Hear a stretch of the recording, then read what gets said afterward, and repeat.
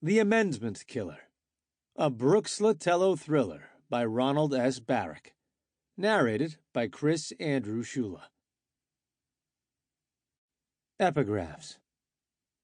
We hold these truths to be self-evident, that all men are created equal, that they are endowed with certain unalienable rights, that governments derive their just powers from the consent of the governed, that whenever any form of government becomes destructive of its ends, it is the right of the people to alter or abolish it, and to instruct new government, laying its foundations on such principles and organizing its powers in such form as to them shall seem most likely to affect their safety and happiness. Thomas Jefferson in the U.S. Declaration of Independence. Paragraph 2, 1776. Justice Douglas, you must remember one thing. At the constitutional level where we work, 90% of any decision is emotional. The rational part of us supplies the reasons for supporting our predilections.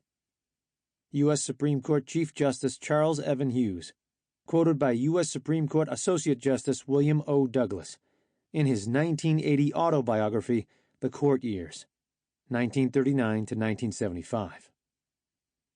Lawyers, I suppose, were children once.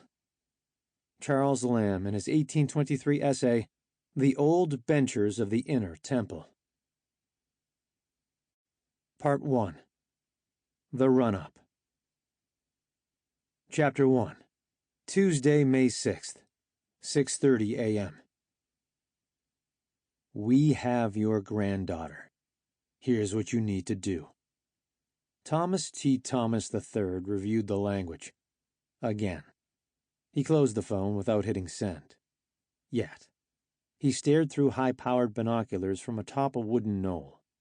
As always, the girl hit one perfect shot after another. Cassie Weber, age 11. He'd been tailing her for 3 months. It seemed longer. She was chaperoned everywhere she went. 2-a-day practices before and after school. Her dad drove her in the morning. He watched her empty bucket after bucket and then dropped her off at school. Her mom picked her up after school, ferried her back to the practice range, and brought her home after daughter and coach finished. Mom and daughter sometimes ran errands on the way, but always together. Even on the occasional weekend outing to the mall or the movies, the girl was constantly in the company of family or friends. Having someone hovering over me all day would have driven me batshit. His childhood had been different. When Thomas was her age, he walked to school on his own, and he lived a lot farther away than the girl. His daddy had never let his driver chauffeur him around. Wasn't about to spoil him. Spare the rod, spoil the child. Didn't spoil me that way either. He kept telling himself patience was the key, but his confidence was waning. And then, suddenly, he'd caught a break. The girl's routine had changed. She started walking the few blocks between school and practice on her own. Dad dropped her off at morning practice, and Mom met her at afternoon practice instead of school. Only a 10-minute walk each way, but that was all the opening he needed. Everything was finally in place. He would be able to make amends. He would not let them down. This time. She completed her morning regimen, unaware of Thomas's trained eyes on her from his tree-lined vantage point. No doubt about it, he thought to himself. She was incredibly good. Driven. Determined. And pretty. Very pretty.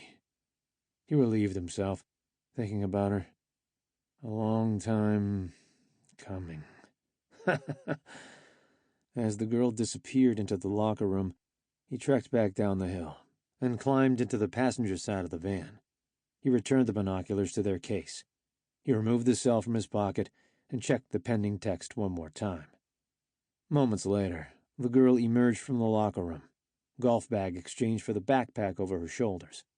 She ambled down the winding pathway, waved to the uniformed watchman standing next to the guardhouse, and crossed through the buzzing security gate. She headed off to school. Without taking his eyes off her, Thomas barked at the man sitting next to him. Go.